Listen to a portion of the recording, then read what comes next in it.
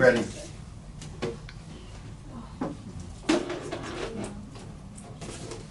Good afternoon. This is Jack Ames.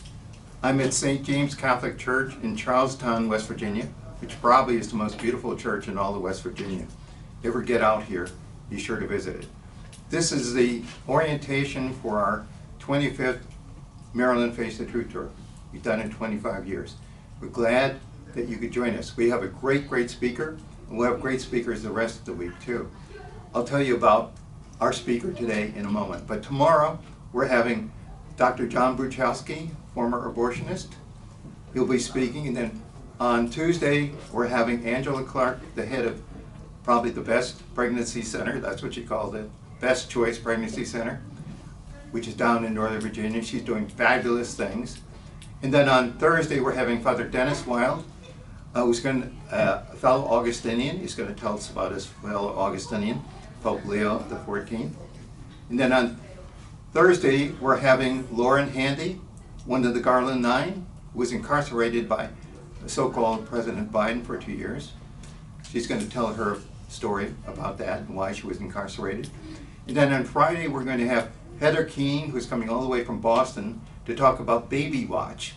By the way, all those talks will begin at 2 p.m. Eastern Time. Now let me tell you about our speaker today. Her name is Marianne Kreitzer. I've known her a long time. She was one of the founders of Virginia Right to Life. She was also the founder of Catholic Media Coalition, and she has this great newspaper. What's the name of it, Marianne? Well, it's they found the truth, but it's La no Femme. longer being produced. You mean I just got the last issue? You just got the last. Okay, but it's out. It's posted online, right? I hope it should be. Anyway, La Femme. She's done it all. Her father was an admiral. She has a great story to tell about her wonderful mother, and she's one of the founders of the rescue movement. With all that said, please welcome Marianne Kreitzer. We don't have a slideshow up. I just have to go on Just here. move your finger. Because I have to go back to the blog and. Yeah. Well, hold on. Okay, but now I need. It's on a different.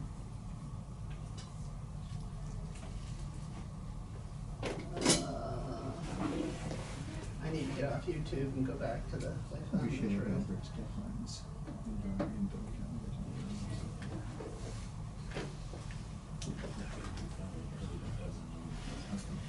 Okay, open slideshow. Mind me. Well, first of all, Jack's giving me too much credit. I was not a founder of Virginia Right to Life. And I consider myself just a soldier, like you all. You know, we have leaders in the pro-life movement. Jack, when he asked me to give this talk, asked me to talk about the history of the pro-life movement. And my qualifications for that are, first of all, I'm old. Secondly, I've done almost everything in the pro-life movement. So I've done education. I did probably 100 slide presentations over the years. So I've been involved in education, debating pro-abortion people. Sidewalk counseling, I did that for 15 to 20 years. I don't even remember how. And in fact, this graphic I have back here has some of the babies that we saved at the Annandale Women's Center, including my daughter, Jamie, who was 10 at the time, is holding a little Muslim baby. And when he came, in that family, the mother did not want an abortion, and there was a priest there in a cassock. And they went into the abortuary, and they came out and said, when we saw the priest, we couldn't do it. So, also, I'm a rescuer. So I've been arrested a number of times. I actually went to jail 3 times, the longest time for 24 days in Buffalo, New York, during the Spring of Life in 1991 or 2. Was the same year as Rodney King, so we kept seeing on the TV the Rodney King arrests. So I have a broad experience, politics, doing politics also. And so when I talk about these leaders, they cross the spectrum of all these different areas. Nobody does everything, except maybe Joe Scheidler. He was amazing. But most people had a focus And it might have been politics, it might have been education, it might have been sidewalk counseling or crisis pregnancy centers.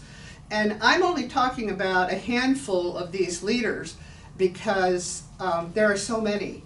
But more than the leaders who are responsible for developing strategy and ways of ending the pro-life, the abortion holocaust, the people they depend on, leaders couldn't do anything if they didn't have all the foot soldiers. So maybe some of you will end up being big-time leaders in the pro-life movement later. I mean, we have people like Lila Rose and David DeLayden now coming out, and Abby Johnson. I don't know if you know those people's names. Yeah, but they're the new generation. But it's important to remember the old generation, because the foundation of the pro-life movement was founded by all these people. And we need to remember where we came from. When our kids went to college, that's what we said to them as they left. Remember where you come from, because we knew the temptations in college and we didn't want our children to lose that. So most of them went to Virginia schools that were close enough to visit. So we would go down there for picnics and things because we didn't want them to forget where they came from with their Catholic values, etc. I'm one of 10 children. My husband was one of 11. And we were both raised in very Catholic families. I mean, obviously, in those early days, the pro-life movement wasn't even thought of. Abortion was not even on the radar screen at that point. But as time went on, all of our families loved life. My dad gave my mother, before they got married, the encyclical Casti Connubii. You probably don't know what that is. But it was the encyclical published in the 1930s.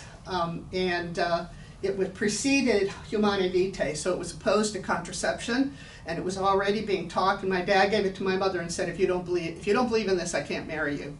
And Wow. they were married by Bishop Buddy, who was the bishop of San Diego at the time when my dad got sent out to Pearl Harbor. And so before he shipped out to Pearl Harbor and my mother went and joined him, they went to the chancery there and they met Bishop Buddy, and he witnessed their marriage and actually gave them a little breakfast, wedding breakfast, after they got married. So anyway, so we need to remember where we come from because the past influences the present.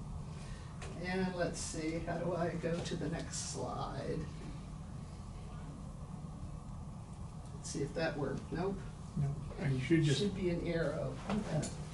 Nope. When I press the, Hold on. my son-in-law said if I press the arrow, it'll advance.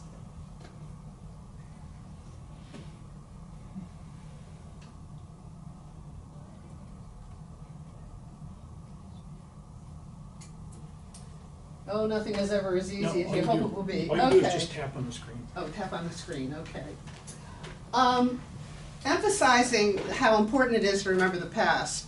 The secular society teaches that. We're about to celebrate our 150th anniversary as 250th. You're all by I told 50 my years. husband to give me a sign when I goof up.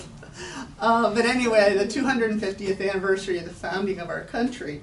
And there are going to be all kinds of celebrations, and no doubt we will hear about the founding fathers and some of those important people. Now, some people probably don't even know who they are. I mean, I imagine people would recognize Paul Revere's name. They would certainly recognize George Washington. But how many know who Nathan Hale was or Patrick Henry and actually have the realization of the importance of all these people in our history, secular history? And the sad thing is that there's a lot of false history now being promoted, like, what is it, the 1690 Project? Yeah. And so, 1619. the what? 1619. 1619, okay. But anyway, these things are teaching young people false history, and so one of the things we need to be is truth tellers to set the record straight. But especially in the religious realm, God obviously cares about history. There are 2 genealogies in the Gospels, and there are history books that tell the history of the Jewish people and the formation of salvation history. And in fact, when Stephen was being martyred, what he did before they martyred him was he was telling the Sanhedrin and reminding them of the history of Abraham, the history of Moses. And there's a wonderful scene in the Bible.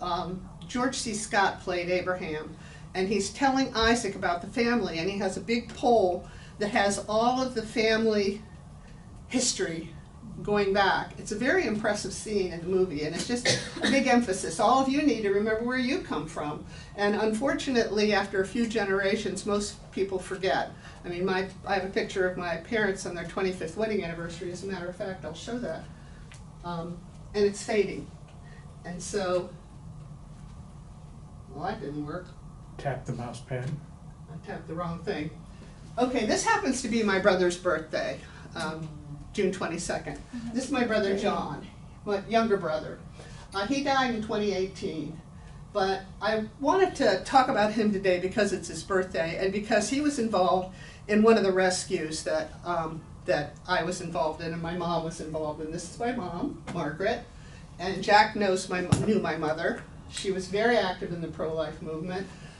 She wrote a lot of letters to the editor to the Baltimore Sun, which were usually published. And she just was she was the pro-life coordinator of her parish, St. Augustine's in Elkridge.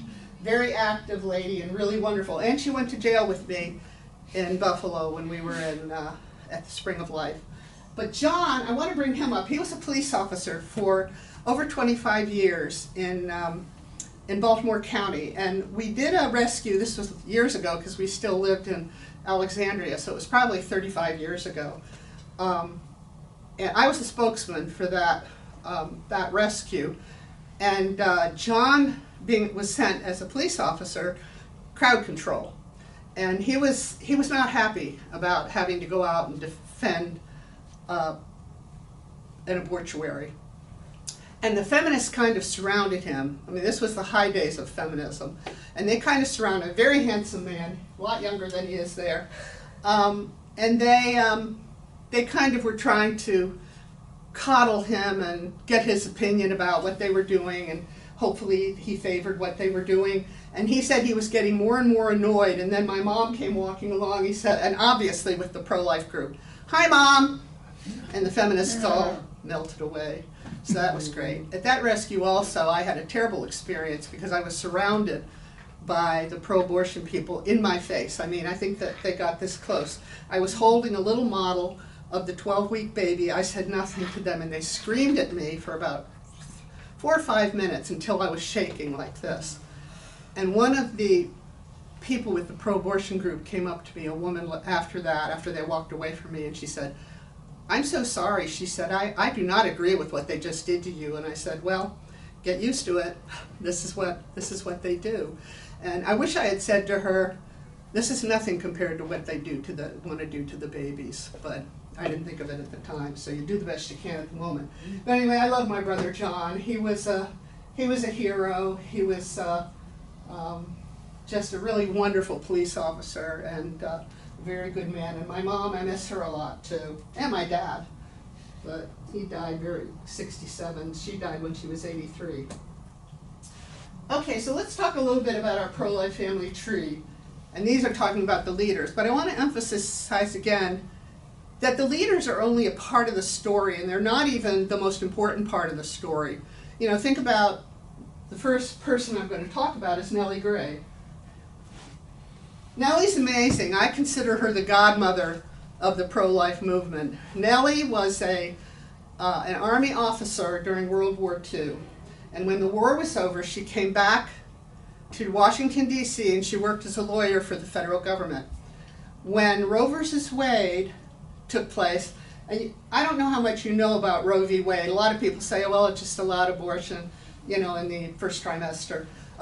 Roe versus Wade, and it's the companion decision, Doe versus Bolton, allowed abortion for all 9 months of pregnancy. Roe versus Wade allowed it for the first 6 months and said the state couldn't get involved at all. And then they said in the last trimester the state could get involved to protect the life or health of the mother.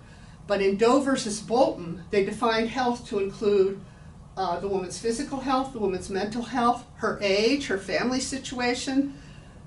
It was wide enough to drive a Mack truck through.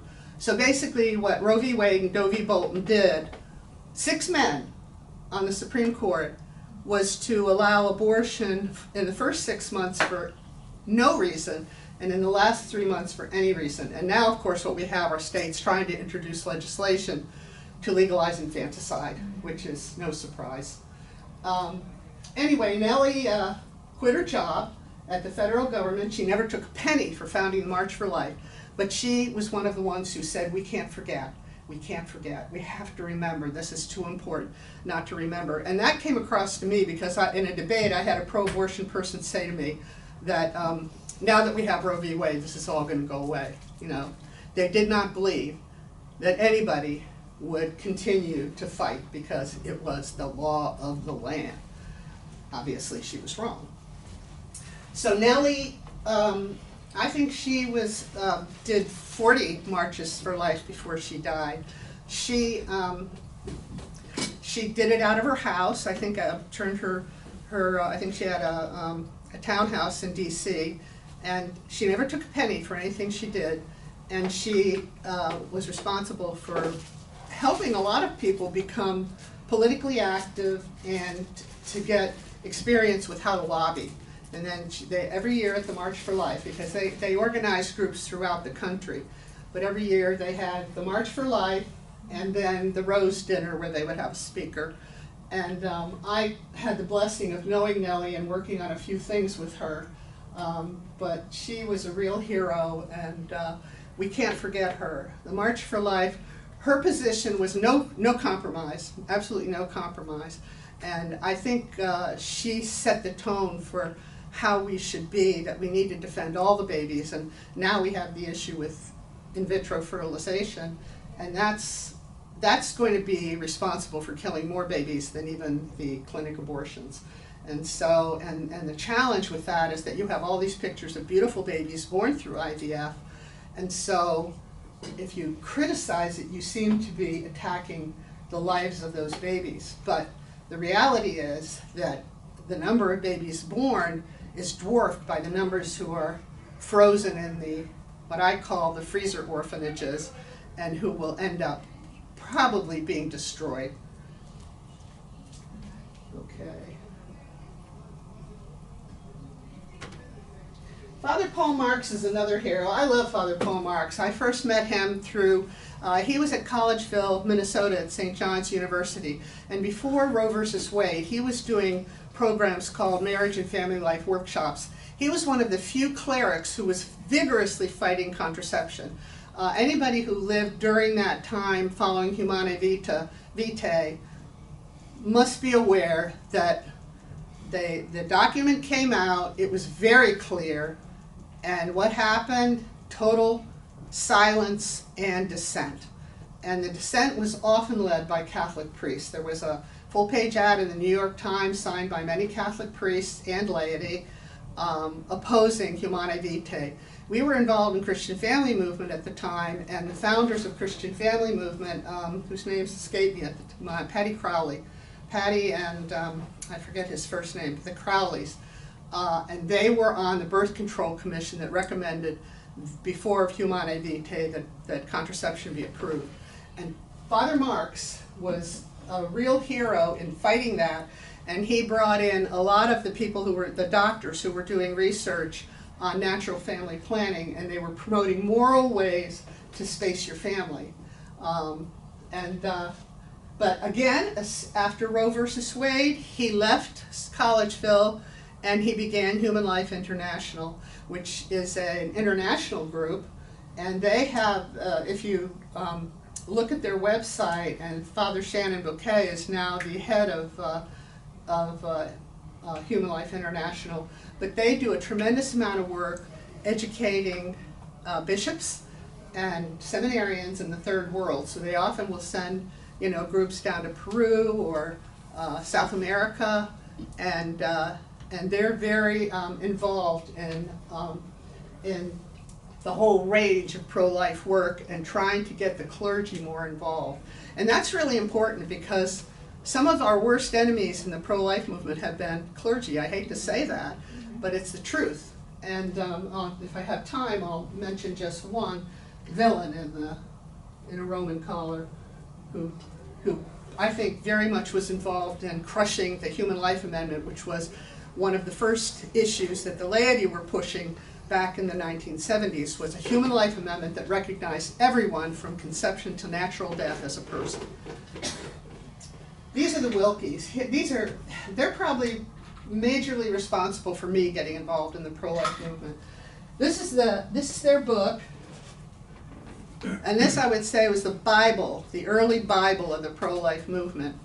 Dr. and Mrs. Wilkie were doing a lot of work on helping parents know how to teach their children morally about, I don't like to call it sex education, but teaching your own children about sexuality, rather than having them get all this misinformation from public schools and other sources. But once again, as soon as Roe v. Wade came down, even before, because I met the Wilkies in 1972. Larry and I were in Christian Family Movement, and that organization has a way of, you look at a problem, a social problem, and it's pray, judge, act. And so abortion had been legalized in D.C., and everybody in that group was very pro-life, and it was like, we did this pray, judge, act for a meeting on abortion. It was like, we can't stop here. We can't just leave it at one meeting. And so we decided that we're going to do something big. We're going to do a big project. And so what we did was we decided to bring Jack and Barbara Wilkie to Virginia. They were from Cincinnati, and have a big presentation there. And what we did was we got all the pro-life groups in the whole metropolitan area, and we had 700 people come out to T.C. Williams High School. And a couple of people have told me, you know what, that event was responsible for me getting involved in the pro-life movement. And one of their most powerful pieces was the Life and Death brochure, and I wish I had a copy of it. On the top of it was a 4-page, full color, but on the front page it was a picture of a little 21-week girl whose name was Kelly Thorman. She had the doctor's wedding ring on her forearm. She was so tiny. And the second bottom part was a picture of a 21-week aborted baby. And one of the things that brochure did was there was a referendum in Michigan, and it's talked about in here slightly, but there was a referendum in Michigan to see if the voters would approve of abortion. And the polls were showing that 60-40 were in favor of a more liberal abortion law. And so, permissive, I think is a better word. So the Wilkies organized a massive literature drop with that Life or Death brochure. And when the vote was taken, the results had flipped. It was 60-40 against the abortion law. So they were real heroes. And as I said, his promotion of the way to speak was to talk about the baby. So he would start by talking about Kelly Thorman and go backwards to conception, And it's important to realize that at that point, clinical abortions were not done before 8 or 10 weeks, or even a little later, because they couldn't be sure they could get the baby with a suction abortion. And so by the time abortions were being done in those clinics, the babies, most of those babies were well formed, had fingerprints even. 10 weeks, a baby has fingerprints at 10 weeks. 21 days has a heartbeat. So they were killing babies who already had a heartbeat when they did those clinic abortions. Now, of course, with the chemical abortions, I see this picture here of the 7-week baby. They're killing babies much earlier. And that's a disaster. And they're also killing women because most of those abortions are done unsupervised in the women's bathroom at home. And Planned Parenthood last year, even though they closed a large number of abortion facilities, they did more abortions than they've ever done. And most of them are mail order, basically. The women, there's no medical supervision whatsoever, and some of these women are bleeding to death on their bathroom floors. But you don't hear about that because the media doesn't tell you. That's all secret. Okay, I love the Wilkies. And Joan Andrews is probably, I don't know what to call her, but she was the matriarch, I think, of pro-life activism. She was... I call her the godmother of the pro-life movement. I was calling Nellie that, but Lily can be the mother and she can be the godmother. I love Joan Andrews. And she's one of the ones, because I started out where I was picketing, but I was very uncomfortable with the idea of rescue. until I began to think, what if it was one of my kids, you know, who was going to be aborted at an abortion mill? What would I do? And oh, one thing I forgot to mention about Father Marks is this is his educational piece on the mercy killers. He was also one of the early people fighting euthanasia and identifying the people who were doing euthanasia. Anyway, Joan had a large influence on me as well, because she just was passionate about saving those babies, even though she was single at that time. And my mom took a bus down to Florida because they had a big rally down there because Joan was in jail. I think she served 5 or 6 years in jail in Florida, and she was part of the Garland Nine.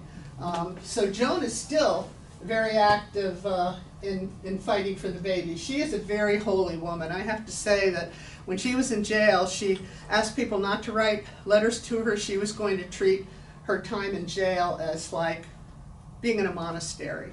And that's Joan all over. She's a gentle soul, and yet she would not compromise one iota on the pro-life movement. They would have to carry her out of the abortion centers because she said was identifying with the babies. They can't get up and walk out, and so that was her strategy.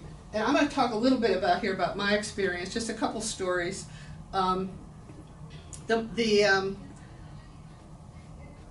Rescue started very small, and I have some pictures back there of rescue. I ended up in a book because of this picture of me chained to an abortion clinic table. It's really kind of funny because this book is a hit job on the pro-life movement.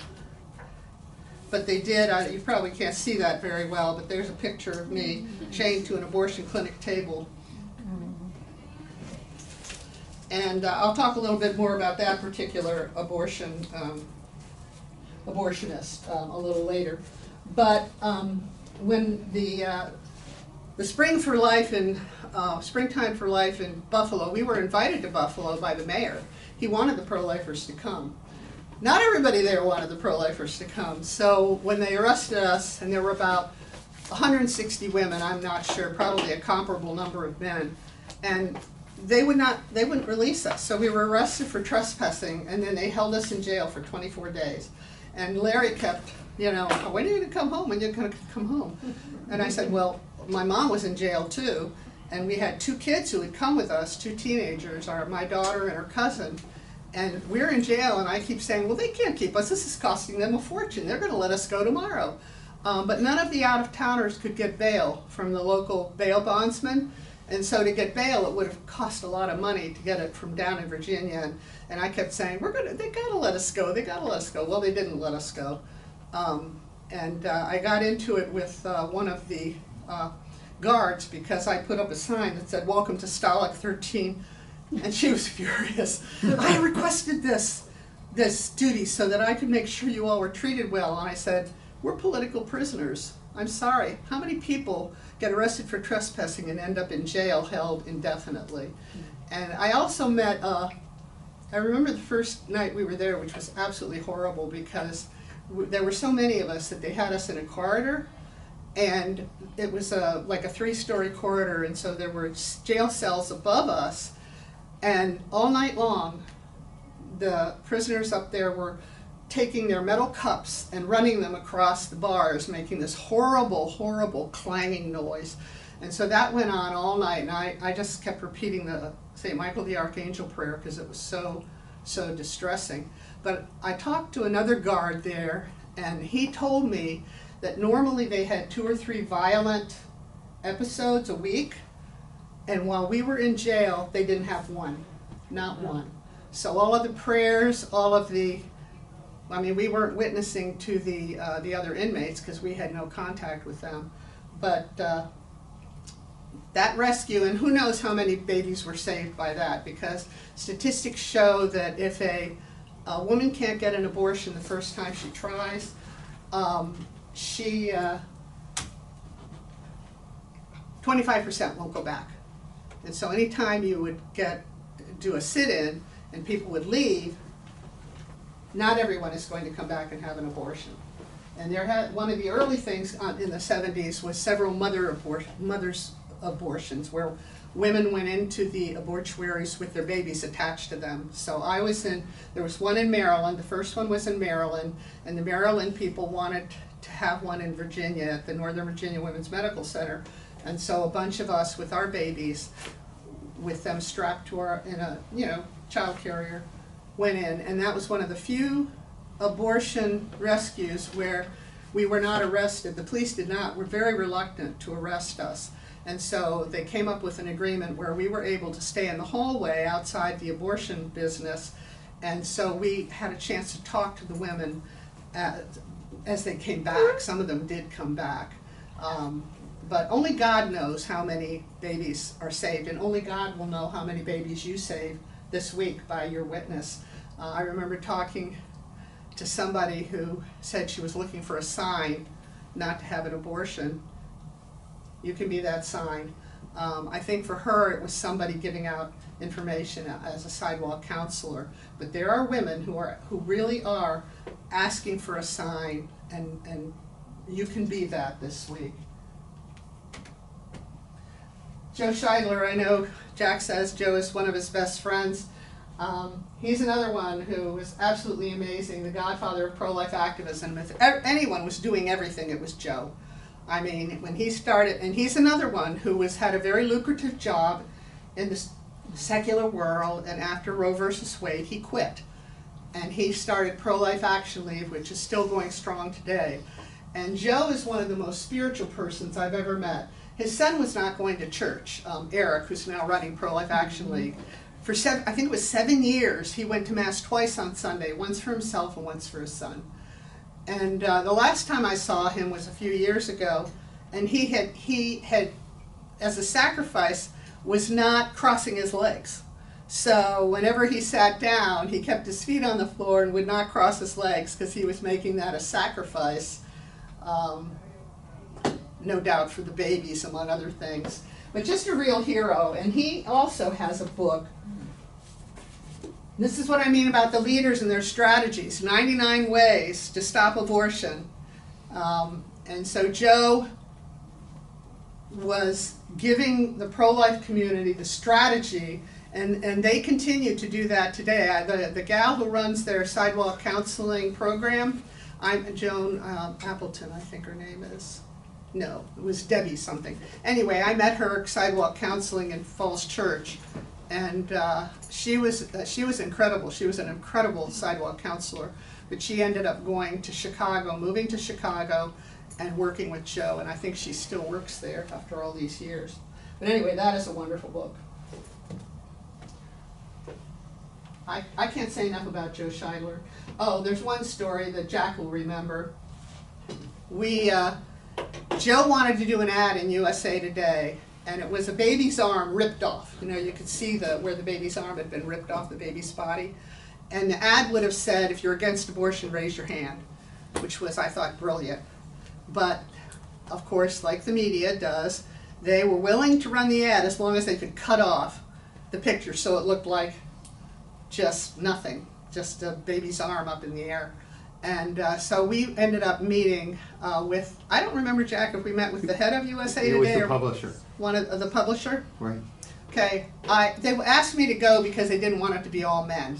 And so I had a red dress. I called it my Holy Spirit dress. So I put on my Holy Spirit dress and I went. But I was really impressed with you that day because Jack always does his homework. And he had looked up information about this individual, and there were things that I remember you bringing up, maybe the schools that you went to, maybe you went to the same school.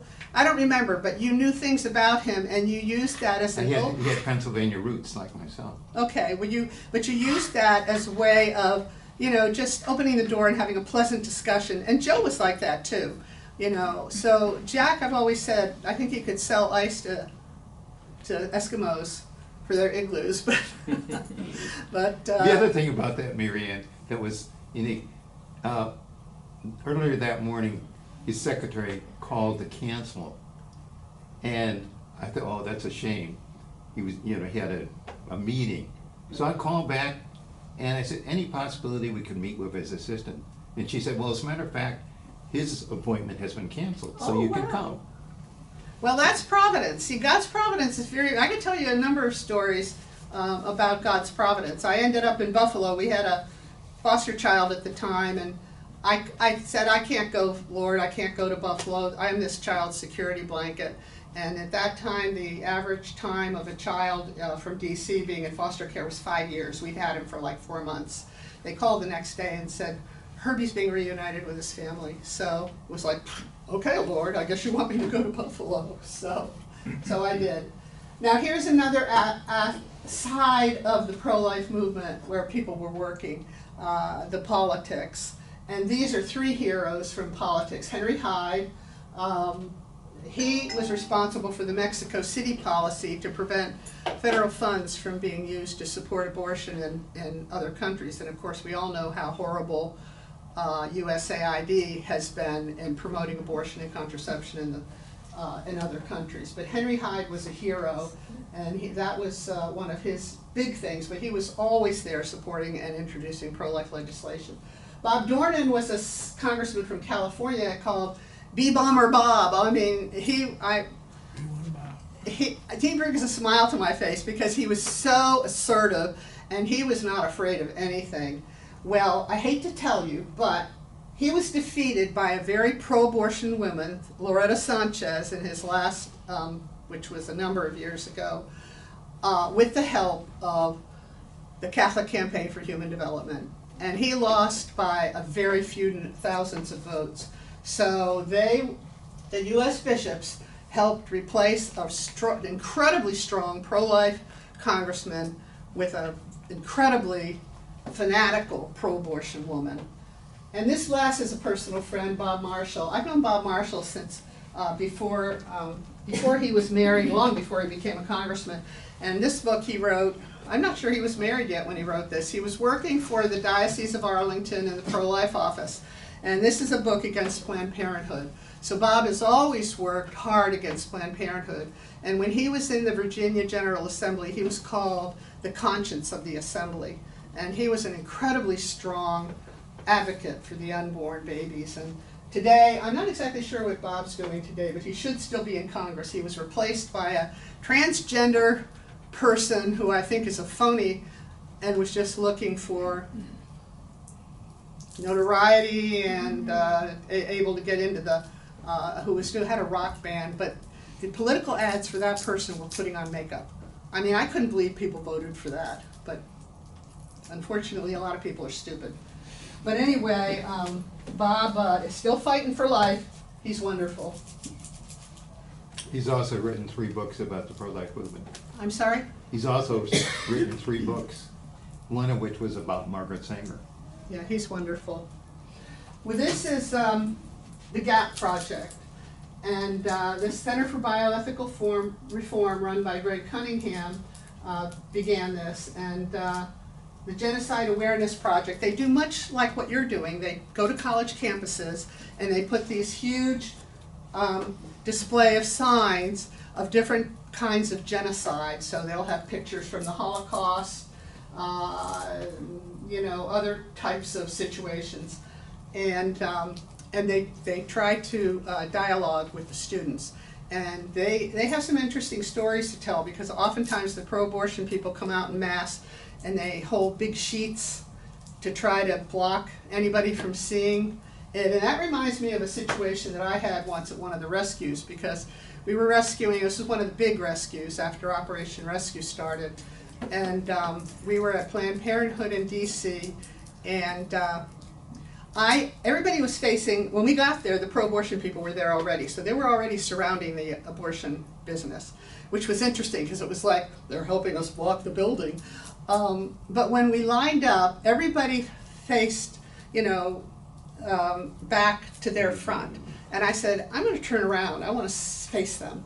So I turned around, and there was a young man, 4 or 5 people over, screaming at us and saying, "Are you calling us Bible thumpers?" And I said, "Well, I have my Bible with me. It's in my backpack." And I said, "What do you use to make decisions?" And I think for myself. I said, "Well, what do you think about? Do you have some a priori knowledge that you depend on?" And we ended up having a very good conversation, but all of the girls around him told him, "Stop talking to her, stop talking to her." And he says, shut up, I'll talk to whoever I want to. And the police were coming to arrest us, and I was teaching school at that time, and the principal had begged me not to get arrested because she wanted me in school on Monday morning. And I thought, I've been telling this young man why we get arrested, why we do what we do, why it's important to protect the babies. I said, I can't walk away now. I can't get up when the police come. So I said, Lord, you have to make sure I can be in school on Monday. And I said, what's your name? I'd like to pray for you by name, just your first name. He wouldn't tell me. And I said, well, you look like you're about the age of my son David, so I'm going to imagine your name is David. And I sat down, and the police were arresting the person next to me. And he tapped me on the shoulder, and he said, my name is Dan. So I hope you'll pray for Dan. I've been praying for him for 35 years, and I hope we meet merrily in heaven. But this is a tremendous project. We have supported them for many years because it's so important to reach that generation. And they have saved lives. And of course, I couldn't not say something about Jack. I've known Jack forever. I had tremendous respect for Jack. We met in a kind of a contentious situation, and yet he was on the other side, but he put that aside because what was important was the babies. And so we have been working for probably 35 years, At least. off and on together. And I just have tremendous respect for Jack. They do so much with the lecture series and politics and everything else.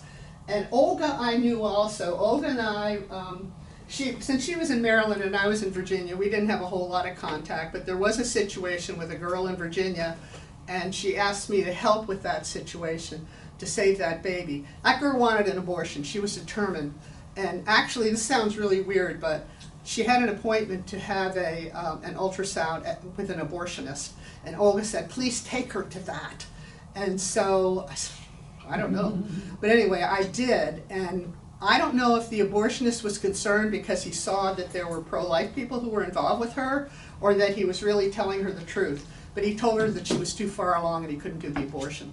So whatever happened in that situation, I do not know. But the reason she wanted an abortion was so she could look good in her bikini at the beach.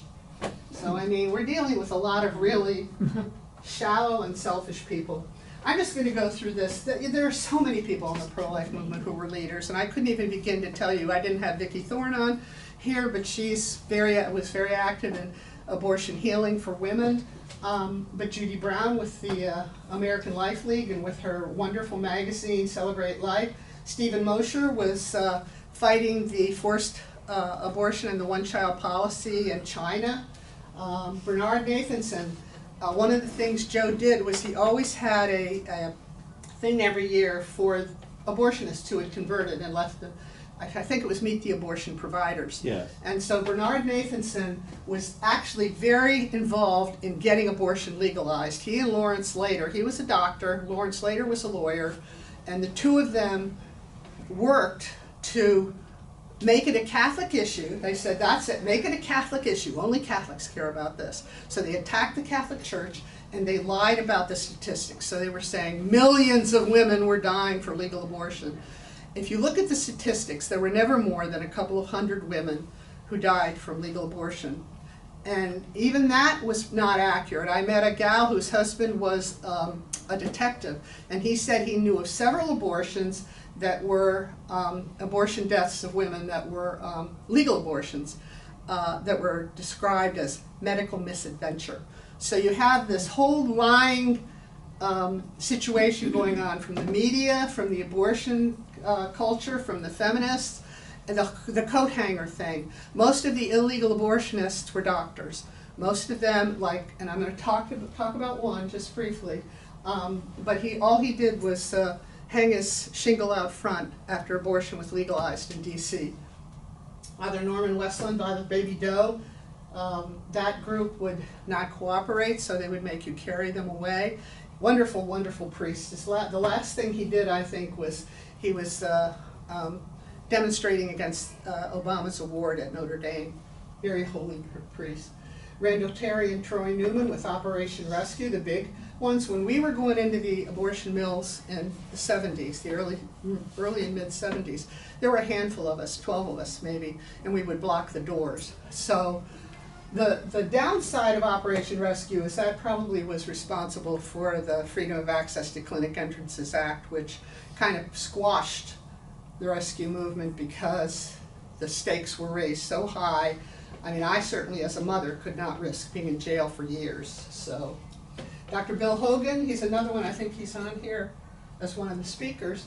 He's another one who was an early inspiration for me with the programs that he was giving on pro-life. Flip Benham was instrumental in converting Norman McCorvey. He was also involved with the folks from Operation Rescue. Mark Kreitzer founded Life Dynamics, and he was really exposing a lot of the horrors of abortion in a book called Line 5. And I was looking for it. I thought I had a copy, but I couldn't find it. Randy Engel is one real hero. You probably never heard of her. She runs the Coalition for U.S. Coalition for Life. She was responsible, she alone was responsible for sinking the nomination of Henry Foster as attorney, or as the chief medical person in, I forget which administration, but he was an abortionist, and she in her files, she revealed a lot of information about him, and he was not confirmed.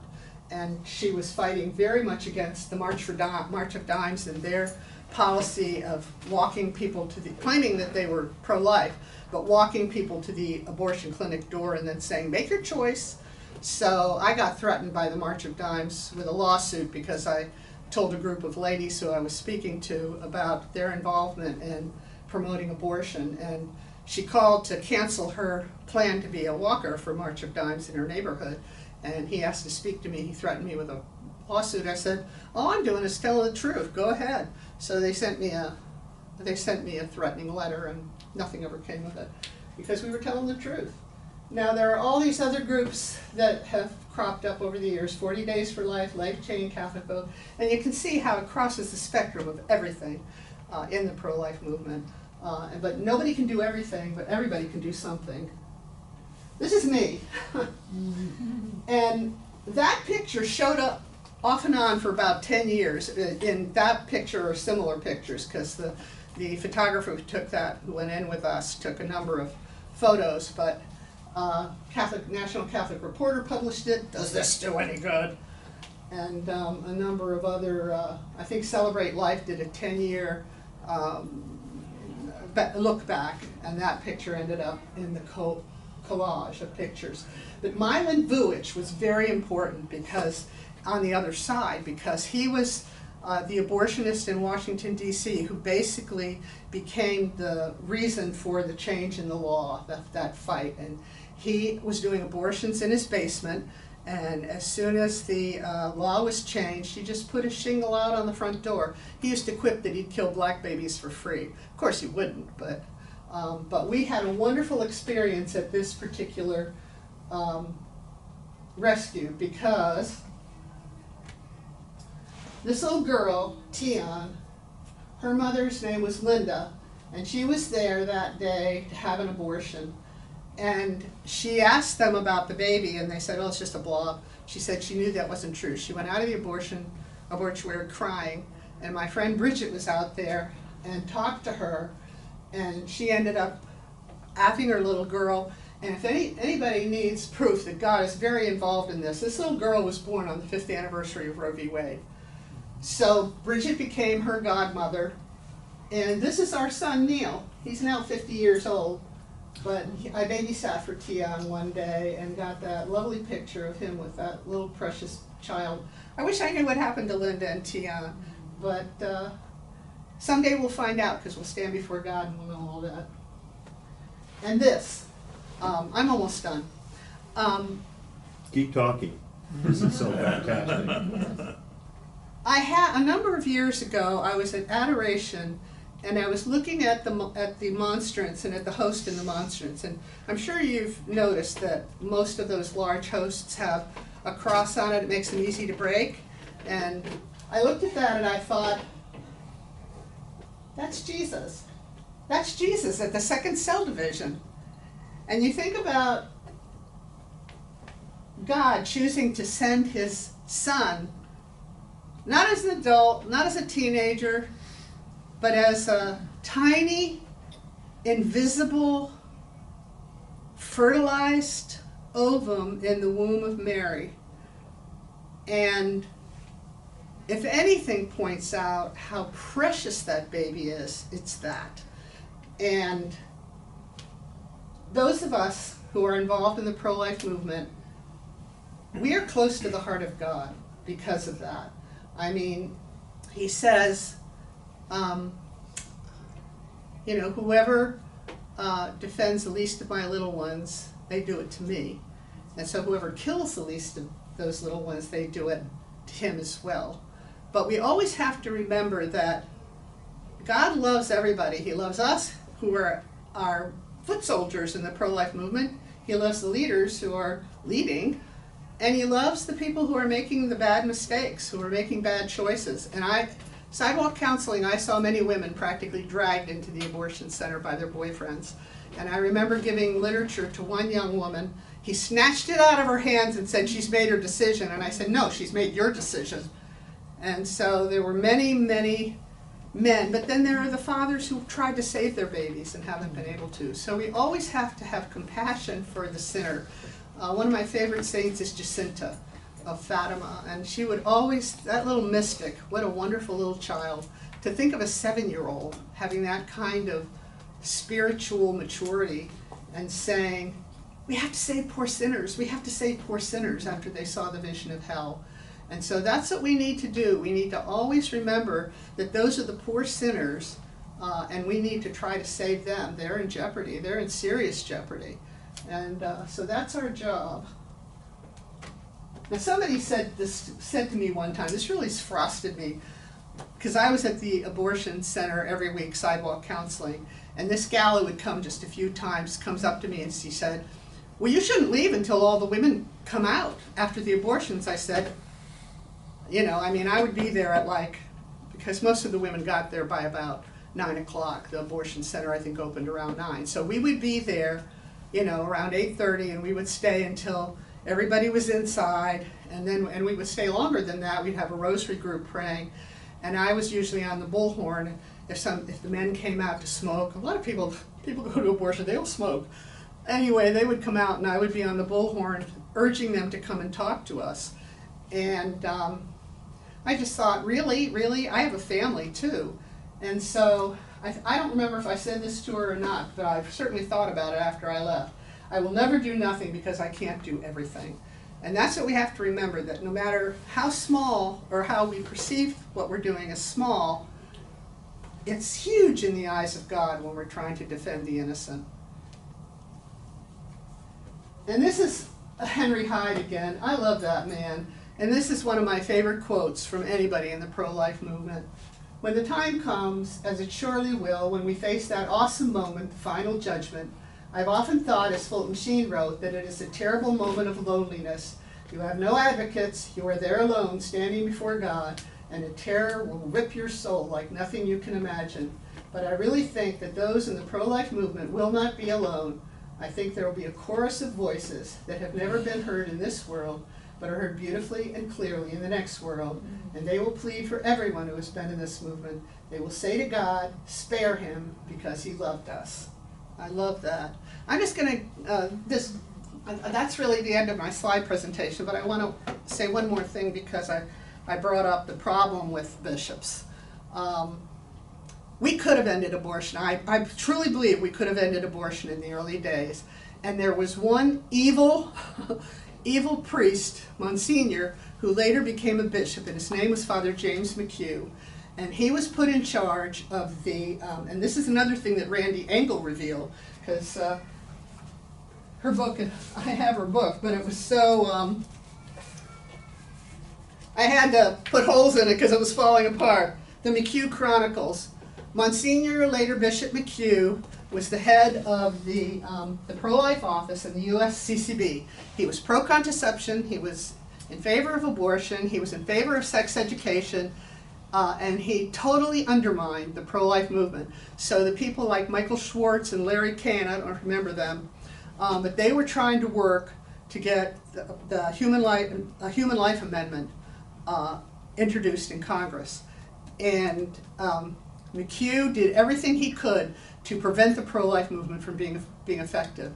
He was best friends, well, I don't know best friends, but he was good friends with Mary Calderon, who was the head of SIECUS, which is one of the most evil organizations. I don't know if, I didn't look them up. I hope they're gone. I hope they've been eliminated. But it was the Sex Education and Information Council of the United States. So he was trying to introduce Planned Parenthood type sex education in every Catholic school in the country. And I wonder where he is today. Every now and then I say a prayer for him and hope he repented before he died. But he was the face of the evil clergyman who is like Judas. And Father Hardon, Father John Hardon, a very holy Jesuit, once said the reason that Jesus had Judas as one of his apostles was to make people realize that there are traitors in our midst. And that we have to be wise. We have to be as wise as serpents and as gentle as doves. And one thing I would really urge, many of you may already wear the miraculous medal, but I brought a bunch of those today, and I'm going to put them back on the table. If you're not wearing a miraculous medal, I urge you to take that miraculous medal and begin wearing it, especially this week, and to, talk to Mary. She will lead us straight to Jesus and to your guardian angel, because they will be protecting you this week. And it's going to be a hot week. You people really, you're heroes. And every one of you is going to have a story. You're going to have lots of stories as you go forward. And this will be part of your story and something that you can share with others about your serious concern for those unborn babies. And most of you will probably end up getting married and having families of your own, and this will be an important story to share with your own children. I loved you before you were born. I loved you so much that I was defending your brothers and sisters. And that's why I got involved in rescue, because I felt like every one of those babies was the same as my children. And so, anyway, thank you. One thing that is never mentioned, Hey, I work with the Arlington. let me say a few words first. Then we'll go to questions. This is one of the greatest talks I've ever heard Oh, thank in you, my Jack. 50+ years in the pro-life movement. It's fantastic. So here's the good news, especially for you people out there in Facebook Live. We're going to post this pretty soon on our website, which is defendlife.org. And then you can start sharing it with your friends. But talk about a plethora of pro-life history. Fantastic, Marianne. Thank you so much. Now, who has a question for Marianne? I did. Yes. One thing, I work with the Arlington GOP, and I've been wanting them to bring up abortions. They don't want to touch it. So I thought about why not try to relate it to human trafficking. But I have had a really hard time finding people that are involved with the prevention of human trafficking and who are trying to fight it. And I'm just wondering, do you have any resources? Do you have any ideas for me? Yeah, as a matter of fact, I'm trying to think of the name, and you'll know this, Marianne. She was had the wonderful homeschooling conferences for human life and for. Mary Kay Clark. No. What's her name? Anyway, I'll get. She started a group. I forget the name of it, but they're doing a great job of fighting human trafficking there in Northern Virginia. And she said there was a retired police lieutenant who's basically heading it up. Yes, So, Bill Wolf. I've Is that talked to it? him, and there's a woman named Ashley Miller, and then there's a woman named Susan who started a group, I think, Parents Against Human Trafficking, but I haven't been able to get a hold of her. So And do you have I've any been comments, doing- Marianne? I missed the question because I was giving out the medals. Human Okay, trafficking. okay, I'll. Fighting I'll human ask- trafficking. A resource for I'll human ask the trafficking. Well, that's certainly another pro-life issue. Yeah, because I'm working with the Arlington GOP and they don't want to touch the human trafficking, and I'm figuring that's a way that we could get the Democrats on our side, because who is for human trafficking? And I was trying to find information, around Northern Virginia, because they want to keep, the GOP down there wants to kind of keep their issues local. I don't have any experience in that, but, that's the thing is, Cardinal Bernardin talked about the seamless garment of life, and he included abortion and immigration and Yeah. the poor and the this and the that. So basically what he did was totally watered down. He took issues that the solution to them are more prudential and took an issue that was absolutely morally grave and diluted it. And that was his claim to fame. He was another Father Trojan Creedon- horse. Father Creedon did that at St. Charles down in Arlington, that he would say, well, can we put immigration or Capital can we put this punishment? on capital punishment or something, and then our issue would get jettisoned. Here's another example of that. The late Archbishop of Baltimore, I got to know, it was a very nice man. His name was William Cardinal Keeler. Well, he was the head of pro-life for the U.S. CCB, the National Bishops. He didn't even have a pro-life director for his archdiocese. Well, and my dad almost left the church over Cardinal Keeler, because Cardinal Keeler, they were watching, the Talking Heads on Sunday morning, and Cardinal Keeler appeared with Robert Drinan, Father Robert Drinan. I don't know if you know who that is, but he was a Jesuit priest who ran for Congress. He was finally ordered to leave Congress, but he was totally pro-abortion, and Cardinal Keeler was there, and my dad says, I'm leaving, and my mom said, where can we go? So, I mean, just like Peter, where can we go? So was Keeler trying to defend Keeler Trinan? was terrible. Wow. Yeah. Wow, it is. Well, and Bishop Laurie, he's another one. I mean, Amen. you He's know, my we archbishop. just have a lot. We need to really, really pray and sacrifice for our bishops, because there's a pope, I think it was a Sylvester, who said the reason for all wickedness in the world is lukewarm Catholics. And unfortunately, many of those lukewarm Catholics are wearing Roman collars. And we have a lot of really good priests, and the young priests coming up, all the statistics show and all the polls show that they're a lot more conservative than their predecessors. But we really need to pray for priests, and we really need to pray for bishops, and we need to pray for for the new pope. He's done some good things, but he's done some very troubling things. So, and his, he's already named some bishops that are not great. So, it's like, is anything going to change? But none of us should ever get discouraged over any of that. I mean, if you look at the history of the church, that's why it's important to remember the past. Because if you look at the history of the church, there have been terrible periods in the church. And so when the Sede Vacantists say, well, we're leaving, there hasn't been a pope since Pope Pius XII, my only comment to that is, well, are you the one who's going to tell us when we have a real pope? I mean, who's going to tell us when there's a legitimate pope? You know, it's like, Peter can be bad. Even the Apostle Peter made some serious errors. But to whom should we go? Right.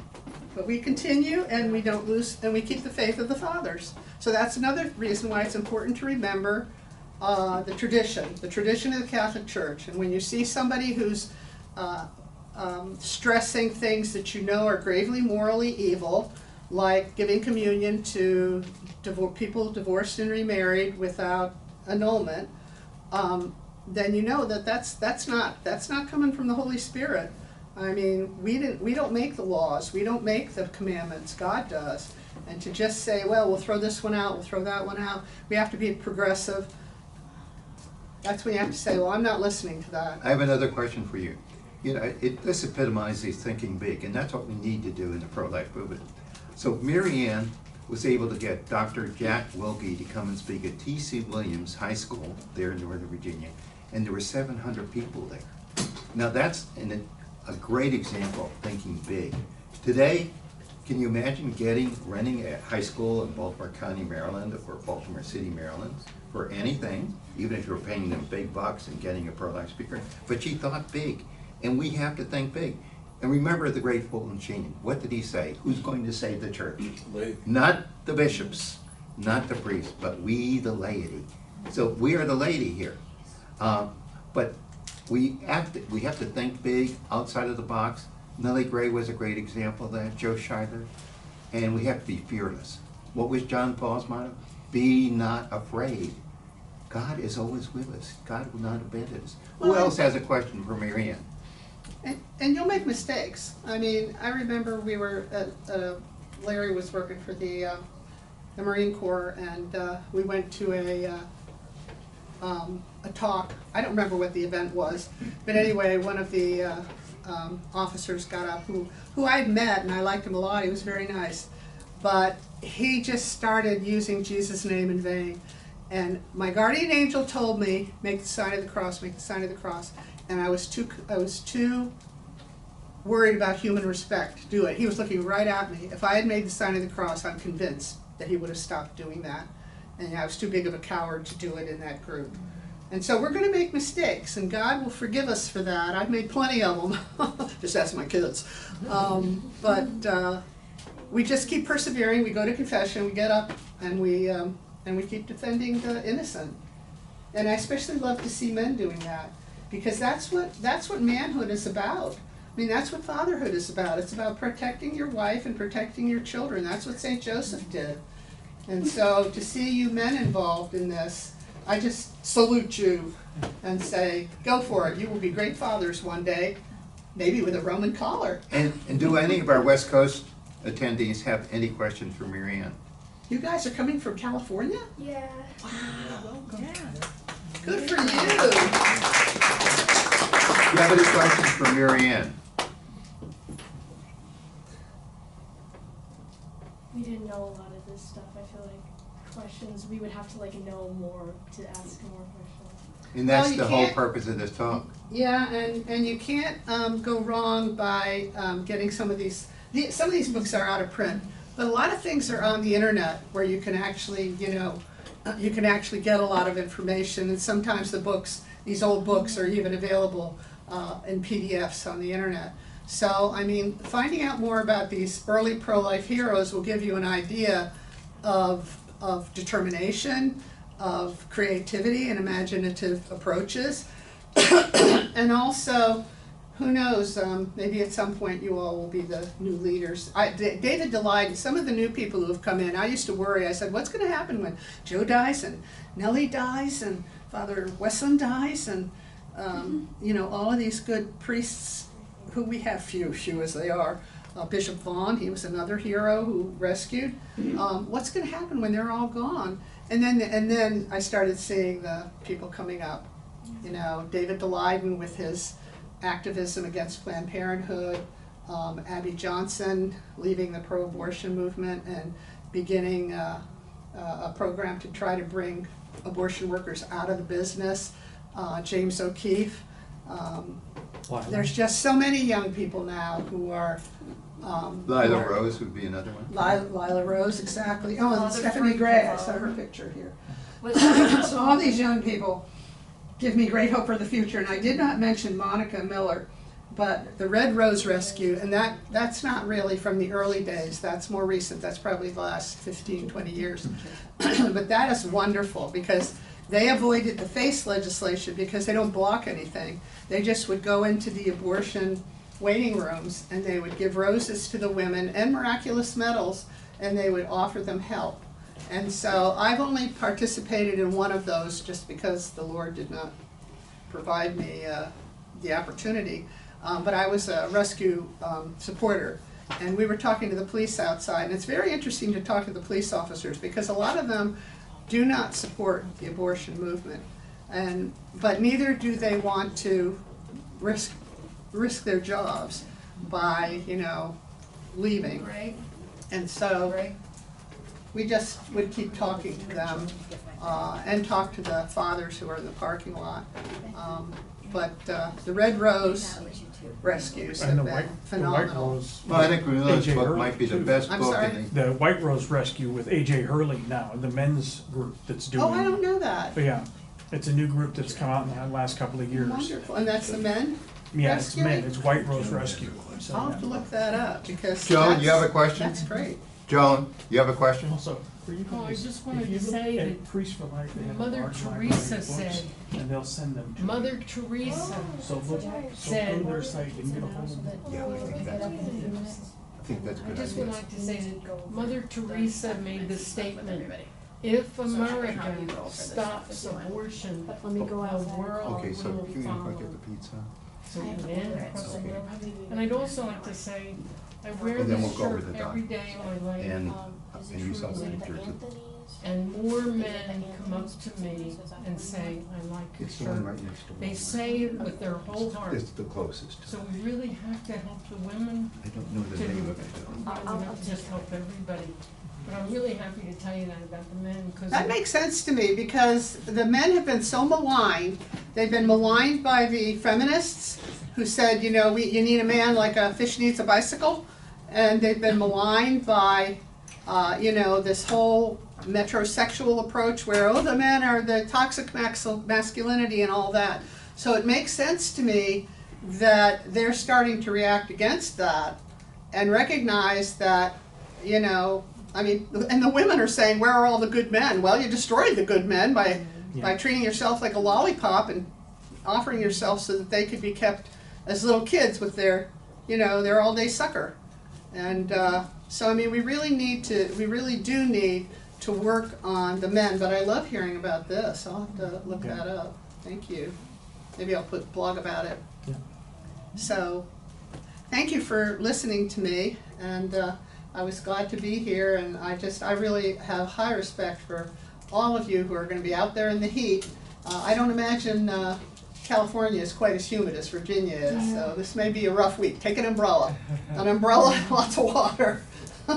And we have some nice white pro-life hats to keep the sun out of your face. Sounds good. Well, thank you, Jack, for inviting me. And Thank you, Mary Ann. Let's hear it again from Mary Ann.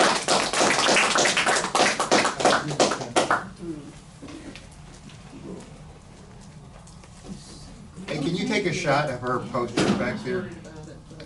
Especially when things get crazy. Mark.